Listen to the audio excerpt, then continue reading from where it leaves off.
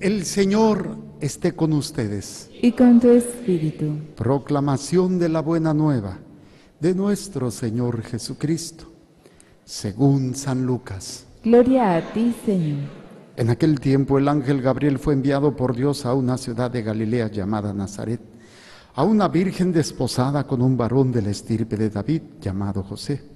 La virgen se llamaba María. Entró el ángel a donde ella estaba y le dijo: alégrate, llena de gracia, el Señor está contigo. Al oír estas palabras, ella se preocupó mucho y se preguntaba qué querría decir semejante saludo. El ángel le dijo: no temas, María, porque has hallado gracia ante Dios.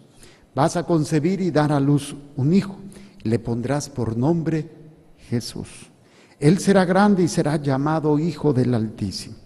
El Señor Dios le dará el trono de David su padre, y él reinará sobre la casa de Jacob por los siglos, y su reinado no tendrá fin. María le dijo entonces al ángel: ¿cómo podrá ser esto, puesto que yo permanezco virgen? El ángel le contestó: el Espíritu Santo descenderá sobre ti y el poder del Altísimo te cubrirá con su sombra. Por eso, el santo que va a nacer de ti será llamado Hijo de Dios.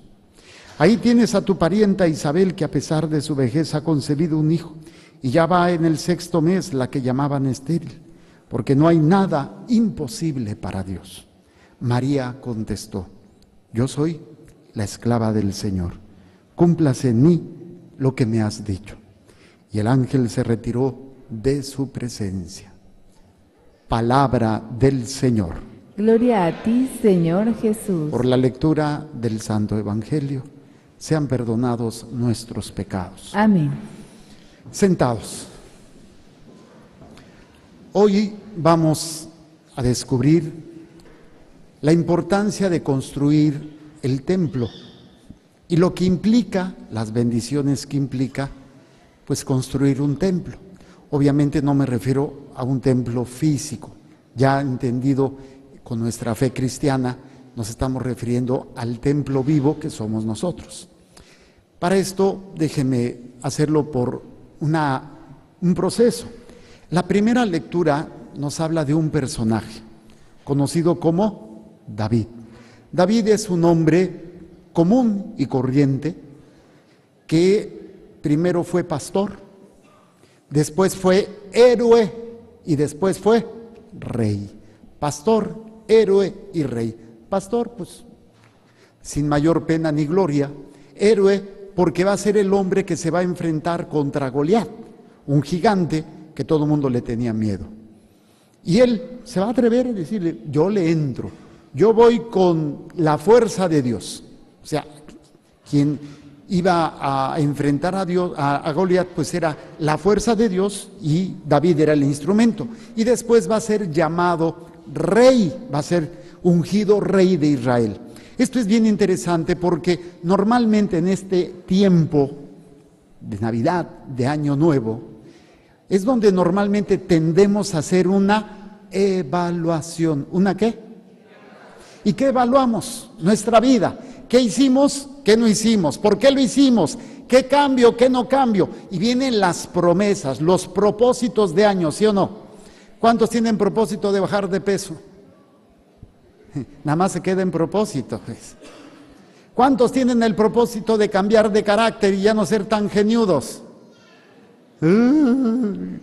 ¿Cuántos tienen el propósito de ponerse a rezar más? ¿Y cuántos cumplen? Bueno, el caso es que en esta evaluación, el rey David en la primera lectura lo hace. De alguna manera, él se pone a ver todas las bendiciones que Dios le ha dado. Todas. O sea, él, en lugar de estarse quejando, porque también le tocó sufrir, le tocó batallar, pero él aprende a ver que Dios le ha bendecido. Y uno de los principales problemas del pecado es que nos hace ciegos, sordos y tontos. Ciegos, no veo, no oigo y no entiendo cómo Dios me bendice. ¿Por qué? Porque el pecado me centra solamente en lo que no tengo, en lo que quisiera tener, en lo que perdí, y no en lo que realmente Dios está haciendo en mí. Entonces nos centramos tanto en muchas cosas que perdemos la capacidad de ver la bendición de Dios en nuestras vidas. Y es precisamente en el contexto de esta lectura, el rey David platica con un profeta, el profeta Natán, y le dice: oye, mira, porque recién está entrando en el palacio que él ha construido, que es un palacio muy lujoso, y le dice: oye, como que no está bien que yo esté viviendo en un palacio y que Dios, el arca de la alianza, el arca de Dios, esté viviendo en una tienda, le voy a hacer un templo. Y Natán le dice: me parece muy bien, hazle caso a tu corazón y haz ese templo. Lo interesante es que después, ese mismo día en la noche, Dios le habla a Natán y le dice que quiere que le hable a David y le explique unas cosas muy interesantes. Voy a tratar de explicarles. Dice algo así, más o menos. Nos dice: aquella misma noche habló el Señor a Natán y le dijo: ve y dile a mi siervo David que el Señor le manda decir esto. ¿Piensas que vas a ser tú el que me construya una casa para que yo habite en ella? Yo te saqué de los apriscos y de andar tras las ovejas. Entonces, el planteamiento no es que esté mal lo que está haciendo David, de quererle construir, pero el hecho de quererle construir un templo a Dios le trae bendición abundante a David.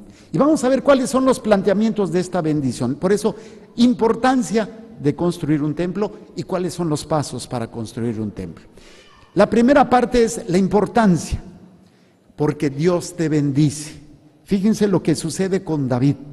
Dice: yo te saqué de los apriscos, o sea, te saqué de esa vida insignificante, sin sentido, que muchas veces hemos llegado a tener porque nos hemos dejado envolver en el trajín de la vida, en el poseer, en el tener. Te he sacado de esa vida insignificante y te he dado un sentido, te he dado un papel, te he dado un poder, te he dado una autoridad como hijo de Dios. Se lo dice a David, pero también pónganselo ustedes, nos lo está diciendo a nosotros. Entonces dice: yo te saqué de los apriscos y de andar tras las ovejas para que fueras jefe de mi pueblo, o sea, una autoridad. Y luego le dice algo bien interesante: yo estaré contigo en todo lo que emprendas. O sea, vean las bendiciones de ponerse a construir el templo de Dios. Y ahorita vamos viendo lo del templo. Pero viene el primer elemento que va a ser: te saca de una vida insignificante o sin sentido aparente para darte una trascendencia, un poder, una autoridad. Como cristiano, como hijo de Dios, Dios te acompañará siempre. Yo estaré contigo. Y así lo dijo Dios a David: yo estaré contigo siempre. Tercero, dice: acabaré con tus enemigos. Levante la mano, ¿quién tiene enemigos? Levante la mano, ¿quién es su suegra, es su enemigo? Bien sacatones que son los hombres. Bueno, levante la mano, ¿quién ha tenido enemigos en el transcurso de su vida? Ay, ay, ay. Ya Satanás ganó en ustedes. Tu enemigo no es esa persona, aunque sea una mula petatera, aunque sea una suegra metiche, aunque sea una cuñada latosa, aunque sea una lagartona como tu nuera. Porque muchas veces, ay, es que esa lagartona que se metió con mi hijo, pobrecito, lo maltrate. Y se ven como enemigos. Las personas no son tus enemigos. Dios no viene a destruir a tu suegra, a tu patrón, al padrecito que te cae gordo, a tu vecino. No son tus enemigos. Tu enemigo es Satanás y las obras que él hace. Y desgraciadamente gana en ti cuando tú ves a la otra persona que te está dañando como tu enemigo. No son más que instrumentos ignorantes, pero instrumentos de Satanás. Yo lo comparaba como cuando yo era niño fui al circo y había una escena con payasos. Eran 3 payasos. Uno de ellos aparentemente había tomado una sustancia para hacerse invisible. y no lo veían los otros dos payasos. Y estaban los otros dos payasos y este invisible le pega a uno y voltea y le dice al otro, ¿por qué me pegas? No, si yo no te pegué. Y luego va y le pega al otro, ándele. Y lo único que hace es que estos estén peleando y el otro muerto de risa. Y esa es precisamente la acción de Satanás. De alguna manera logra que tú tengas, entre comillas, en las personas enemigos. Cuando el Señor dice, yo vengo a vencer a tus enemigos, se refiere todo aquello que te está robando la paz, no las personas, sino la obra de Satanás. Fíjense, todo esto viene por empezar a construir el templo de Dios. Hacer esa evaluación de todo lo que Dios me ha dado, decir, es que tiene que tener un lugar digno Dios. Y ese lugar digno no es este edificio, es tu corazón y es tu mente. ¿Se acuerdan cuál es el primer a ver, Mari Carmen, novia de Héctor Reina Rodríguez, primer mandamiento de la ley de Dios? Amar a Dios sobre todas las cosas. Amarás al Señor tu Dios con toda tu mente, con todo tu corazón y con todas tus fuerzas. O sea, ¿dónde vas a rendirle culto a Dios? En tu mente y en tu corazón. Ese es el lugar del templo. El día que tú empieces a construir ese templo de Dios, verás las bendiciones de Dios. Descubrirás todo lo que Dios tiene preparado para ti. Y le dice, acabaré con tus enemigos y te haré famoso. ¿Te haré qué? ¿Qué es la fama? Es el nombre. Ay, ya te fijaste, el padrecito este, el doctorcito este. Ay, es bien famoso. Los artistas. ¿De qué viven los famosos? De los aplausos. Ay, fíjate, ahí va un artista y ahí van y se toman una foto. Un selfie. Ahí me tomé una foto con esta, ahí me tomé una foto. Como si fuera lo más importante. Y hay gente que vive de la fama. Incluso nosotros, con nuestros seres queridos, ¿no buscamos que nos reconozcan lo que hacemos? ¿Y qué pasa cuando no lo reconocen? Uy, andamos con la depresión, es que no me dijo nada, si le gustó, no le gustó. Ay, es que hoy no me habló. O las mamás, es que mi hijo no me buscó en Navidad. ¡Ah! Yo no digo que ustedes, estoy hablando de otras señoras histéricas hipocondriacas. Pero es interesante, buscamos la fama, estar en la mente, en la boca de otros para que me reconozcan lo que yo hago. ¿Qué tipo de fama te promete Dios? La fama eterna. Tu nombre está escrito en el libro de la vida. Esa es la verdadera fama. Los verdaderos enemigos que viene a destruir y la verdadera fama que Él quiere darte. Qué bueno que seas buen médico, que seas buen cantante, que seas buen mecánico, pero preocúpate más que tu nombre esté escrito en el libro de la vida. Acuérdense que llegaban los apóstoles bien emocionados. Señor, hasta las suegras se nos someten, digo, hasta los demonios se nos someten. Y dice, no se alegren de eso, alégrense que sus nombres están escritos en el libro de la vida.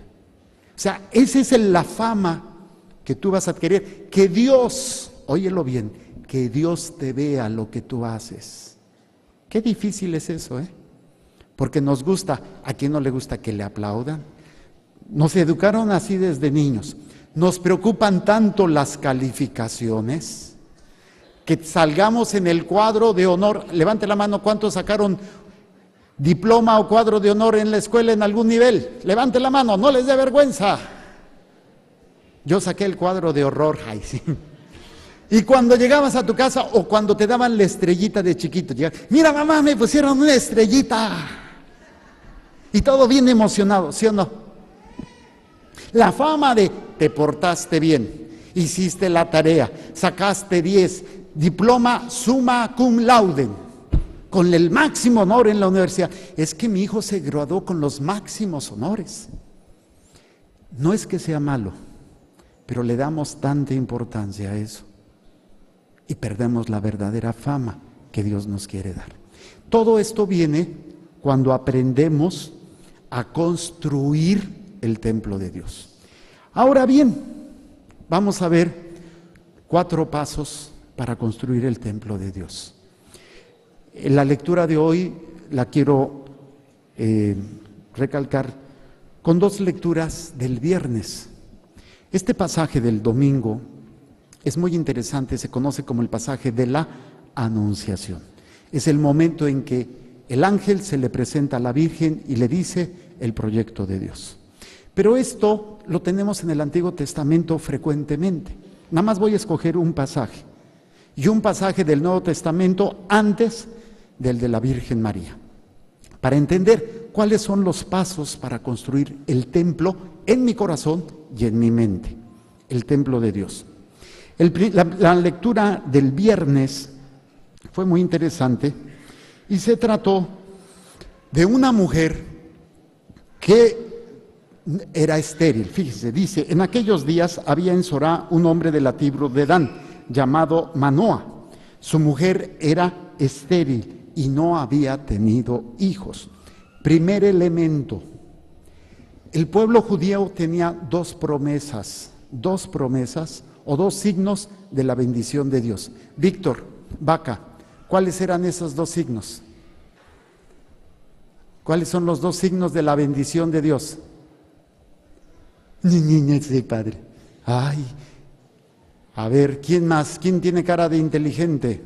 Que no se esté durmiendo. A ver, Selene. No, ay, no te hagas chiquita. Mi querida, ¿quién? Bueno, ya se los digo. Los signos de la bendición de Dios son 2. La descendencia.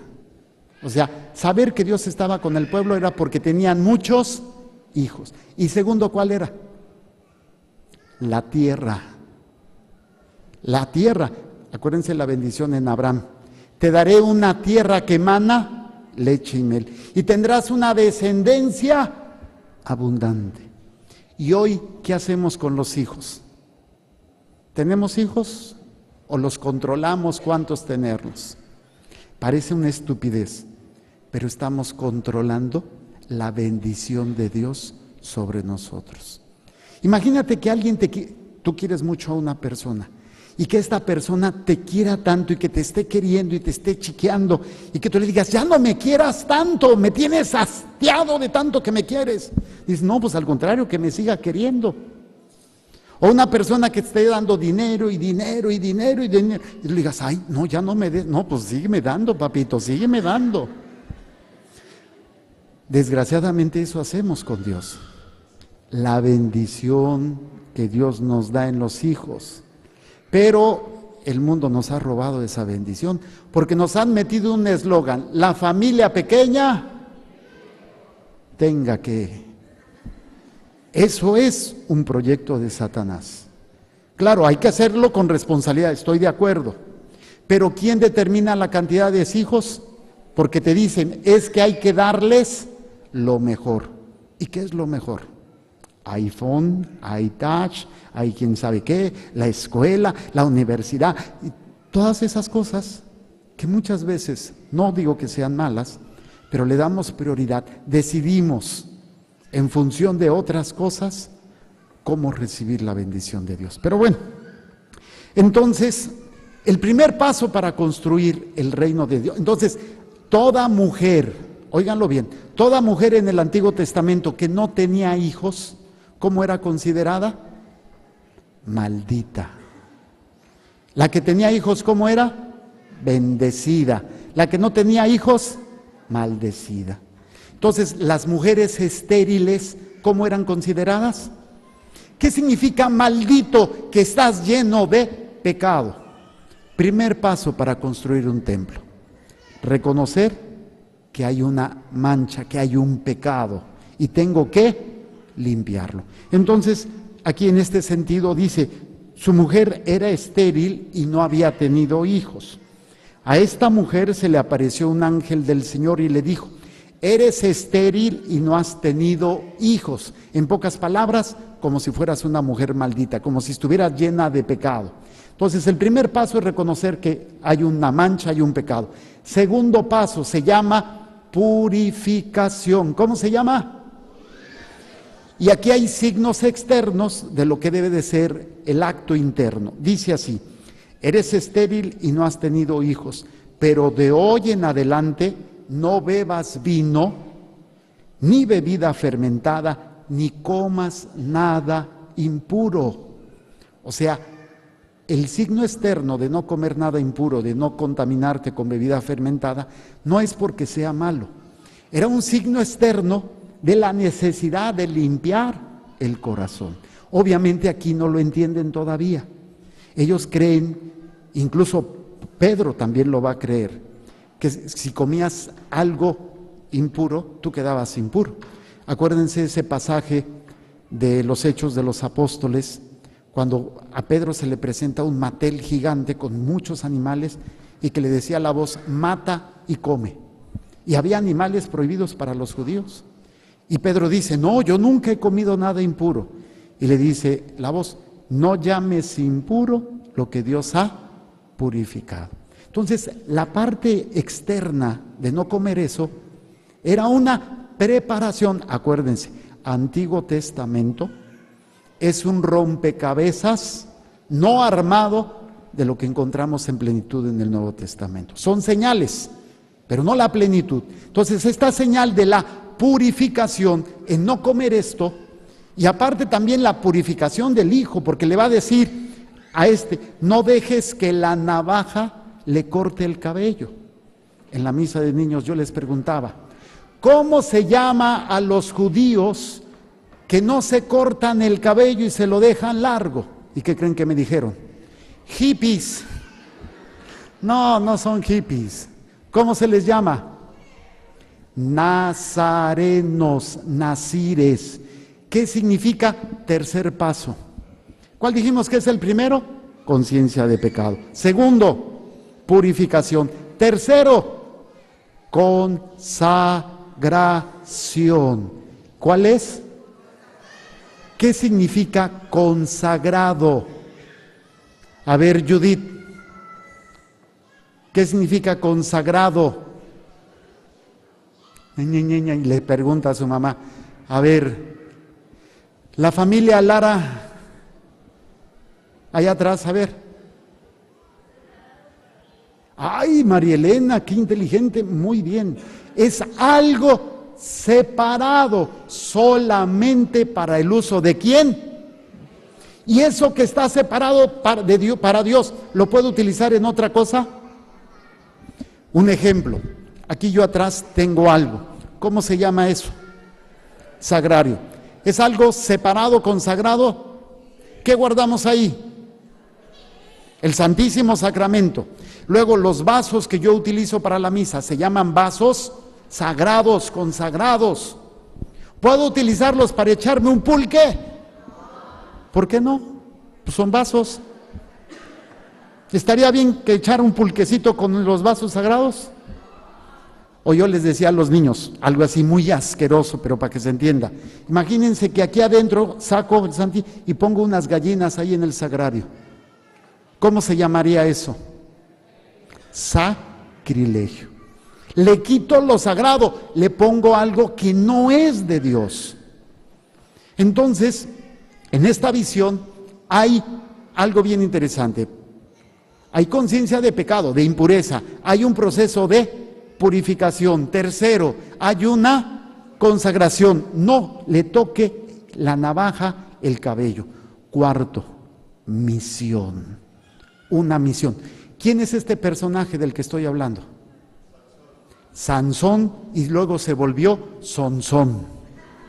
Antes era Sansón y se volvió Sonsón. Porque llegó una vieja, como ustedes comprenderán, y le jugó chueco. Le dijo ¿de dónde le venía su fuerza? De la consagración. El cabello no le servía de nada. El signo de su pertenencia, ¿a quién? A Dios. El cabello era una señal, nada más. No es que realmente tuvieras el cabello largo y tuvieras fuerza. No. Representaba su consagración, ¿a quién? Y cuando le hizo caso a esta vieja, ¿a quién se consagró? Pues no a Dios, sino a la mujer. ¿Y a dónde te lleva la mujer cuando no es de Dios? A perderlo todo. También el hombre cuando no es de Dios. Pero sí entienden el poder de la consagración. O sea, ese signo del pelo largo no era más que una señal. Son los 4 momentos. Luego, en el Evangelio del viernes, tenemos este mismo esquema con algunas variantes. Lo tenemos con Juan el Bautista. Aquí no hay una mujer, pero sí hay un hombre.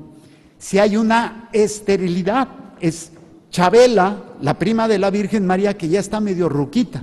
¿Ustedes conocen a mi mamá? Más o menos de la edad de mi mamá. O sea, ya cerca del hoyo. Chiras, pelas. O sea, ya no podía, o sea, ya era una mujer grande, ya no podía tener hijos. Era una señal de, ¿qué dijimos? De impureza, de pecado, de maldición, de no estar en Dios. Y fíjense lo que dice en el Evangelio. Dice, hubo en tiempos de Herodes, rey de Judea, un sacerdote llamado Zacarías del grupo de Abías, casado con una descendiente de Aarón llamada Isabel. Ambos eran justos a los ojos de Dios, pues vivían irreprochablemente, cumpliendo los mandamientos y disposiciones de Dios. Aquí cambia algo. Aquí no hay una situación aparentemente de maldición, porque Chabela y Zacarías eran justos e irreprochables, pero eran estériles. Entonces, como que aquí empieza a cambiar algo. Si hay impureza, pero no es tanto por no tener hijos, pero si hay un proceso de purificación. Cuando le dice que va a tener un hijo, le dice, se le apareció un ángel a Zacarías. Le dijo, al verlo Zacarías se sobresaltó y un gran temor se apoderó de él. Pero el ángel le dijo, no temas, Zacarías, tu súplica ha sido escuchada. Isabel, tu mujer, te dará un hijo, a quien le pondrás el nombre de Juan. Tú te llenarás de alegría y regocijo, y otros muchos se alegrarán también en su nacimiento. No beberá vino ni licor. Signo de purificación. ¿De qué? Y luego viene la consagración. Y estará lleno del Espíritu Santo. ¿Estará lleno de qué? O sea, todo él está consagrado ¿a quién? A Dios. Yo soy consagrado. ¿Para quién? Las monjitas son consagradas. ¿Para quién? ¿Y ustedes también son consagrados? ¿Cuándo? El día de su bautizo, el día de su confirmación. O sea, ¿para quién son ustedes? ¿Y para quién han sido? Eso fuera. Para Dios bueno fuera, ¿qué? Ok, viene y también viene la misión. ¿Cuál es la misión de Juan? Dice, y estará lleno del Espíritu Santo ya desde el seno de su madre. Convertirá a muchos israelitas al Señor, irá delante del Señor con el espíritu y el poder de Elías, para convertir los corazones de los padres hacia sus hijos, dar a los rebeldes la cordura de los justos, prepararle así al Señor un pueblo dispuesto a recibirlo. ¿Dispuesto a qué? ¿Estamos entendiendo todo lo que esto implica? Porque resulta ser algo bien hermoso. El texto de hoy tiene los mismos elementos, pero con grandes cambios. Hay una aparición de un ángel. Para todos aquellos que todavía tienen dudas de la Virgen María, en todas las demás apariciones y en otras más que no mencioné, siempre hay un proceso de purificación. En el saludo del ángel a la Virgen María, no hay proceso de purificación. Al contrario, fíjense lo emocionante de este cambio. Dice, en aquel tiempo el ángel Gabriel fue enviado por Dios a una ciudad de Galilea llamada Nazaret, a una virgen desposada con un varón de la estirpe de David llamado José. La virgen se llamaba María. Entró el ángel a donde ella estaba y le dijo, alégrate, llena. ¿Llena de qué? del Espíritu Santo. O sea, ¿había en ella impureza? No hubo necesidad de decirle, mira, no vas a comer esto, no vas a hacer esto, no. Ella ya era pura, no tenía necesidad de esa limpieza. ¿Y dónde lo vemos? Dice, alégrate llena de gracia, el Señor está contigo. María no entiende el saludo. Sigue, el ángel le dijo, no temas María, porque has hallado gracia. ¿Has hallado qué? Ante Dios. Yo lo comparo a esto. Yo tengo mi vaso. Todos normalmente tienen un vaso, una taza donde se toman su cafecito, ¿sí o no? Y es el que siempre escogen para tomarse su cafecito, o su chocolatito, o su tecito. ¿Por qué lo escogen? ¿Por qué quieren ese vaso y no otro? O esa taza. Porque les gusta, ¿no? Pues es el que te gusta. Así de simple, o porque tiene un valor sentimental. Así de simple. Cuando el ángel saluda a la Virgen, le dice, has hallado gracia ante Dios. ¿Qué quiere decir? Que tienes la forma perfecta para ser llenada por Dios. Eres el vaso puro. Por Dios has sido encontrada con esa forma perfecta para poder ser llenada. O sea, eres el vaso ideal para ser llenado en su totalidad por Dios. De ahí viene el término quejaritomene, o sea, la llena de, pero no solamente es la llena, es la que desborda de gracia, es la que derrama la gracia. Por eso cuando fue a saludar a Isabel, la saludó y dijo, hola Chabela, ¿qué pasó con Isabel y con ese niño? Quedó lleno del Espíritu Santo. Entonces, no hay necesidad de purificación, pero sí una conciencia de ser un vaso escogido especial. Segundo, luego le dice, él será grande y será llamado Hijo del Altísimo. El Señor Dios le dará el trono de David su padre. Él reinará sobre la casa de Jacob. Dice, vas a concebir y a dar a luz hijo y le pondrás por nombre Jesús. En el Antiguo Testamento, cuando hablan del Mesías, dicen que se va a llamar Emanuel y aquí le ponen Jesús. Son los dos nombres. ¿Qué significa Emanuel? Dios con nosotros. ¿Qué significa Jesús? Dios salva. Dios con nosotros que viene a salvarnos. La plenitud no es un consagrado, es la santidad misma el que se hace presente. Jesús, que viene a cumplir una misión. ¿Cuál es? Salvarnos. Ahora esto aplíquenlo a sus vidas.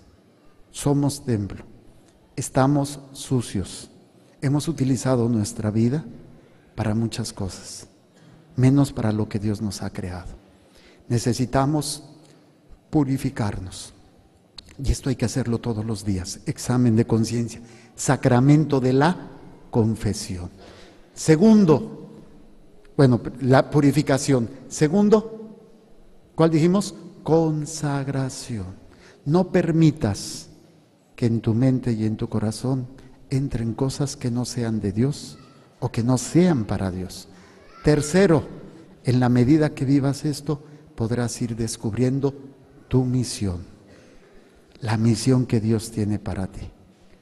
Si no tienes esto, vas a caer en el gran error de la mayoría, la incapacidad de descubrir cuál es la razón para la cual estás aquí.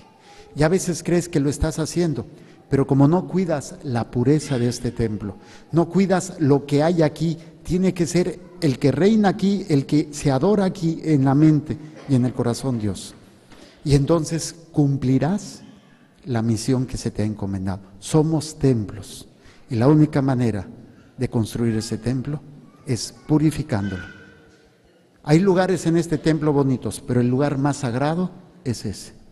Y ahí nadie entra más que Dios. Tu mente y tu corazón tienen que ser consagrados a Dios. Tu vida. Si tú permites el odio, si tú permites el pecado, el chisme, la pornografía, es como si metieras, perdona la expresión, metieras excremento en el sagrario. O peor, tienes que construir ese templo. A esto viene el niño, a enseñarnos cómo construir un templo, un matrimonio consagrado a Dios, un noviazgo consagrado a Dios. Pidámosle a Dios que el Señor nos quite estas venas, estas vendas en los ojos, en los oídos, para empezar a construir un reino, un templo donde verdaderamente Dios sea reconocido, adorado y servido. Y una de las cosas básicas para hacerlo, dos aspectos: defender la fe y defender la vida. Defender la fe. No se queden callados. Si hay que defender su fe, defiéndanla. No a biblazos. No, con argumentos. O si no pueden defenderla y está algo, ¿sabes qué? Me retiro. ¿Pero por qué? Porque no estoy de acuerdo con lo que estás diciendo y me ofende a mí en mi fe. No me gusta y no estoy de acuerdo. Y defender la vida. La vida desde su concepción hasta su último momento. Hay que construir nuestros templos para gloria de Dios. Amén. Pónganse de pie, que ya me hicieron enojar. ¿Creen en Dios Padre Todopoderoso, Creador del cielo y de la tierra? ¿Creen en Jesucristo, su Hijo, nuestro Señor, que nació de la Virgen María, padeció, murió, resucitó y está sentado a la derecha del Padre? ¿Creen en el Espíritu Santo, en la Santa Iglesia Católica, en la comunión de los santos, en el perdón de los pecados, en la resurrección de los muertos y en la vida eterna? Ahora decimos, esta es nuestra fe. Esta es la fe de la Iglesia, que nos gloriamos de profesar en Jesucristo nuestro Señor. Amén. Pongan sus manitas.